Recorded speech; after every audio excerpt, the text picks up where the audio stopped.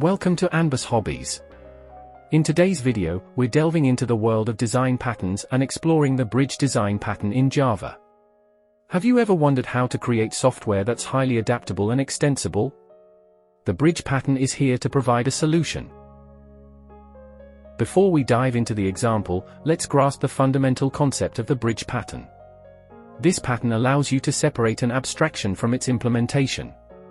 It promotes flexibility and helps you avoid a class explosion. To make this concept tangible, let's consider a real-world scenario. Imagine you have a remote control with different devices like a TV and a DVD player.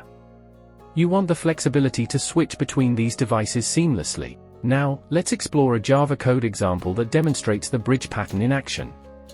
We'll create a remote control abstraction and separate it from the device implementation.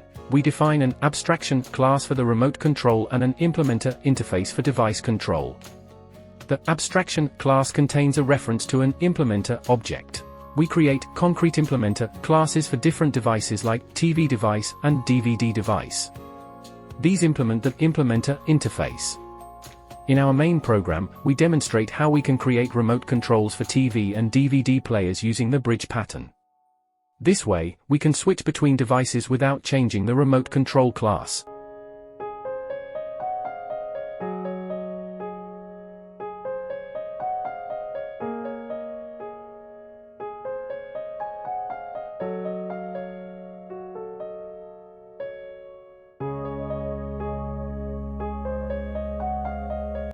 The bridge pattern offers high flexibility, easy extensibility, and cleaner code.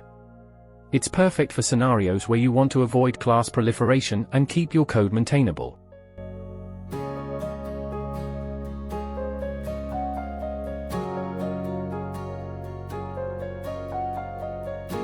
This code demonstrates how to use the bridge design pattern to create separate abstractions for remote controls, TV and DVD, while keeping the device implementations, TV device and DVD device, independent. The remote controls can interact with the devices via the bridge, allowing you to switch devices seamlessly.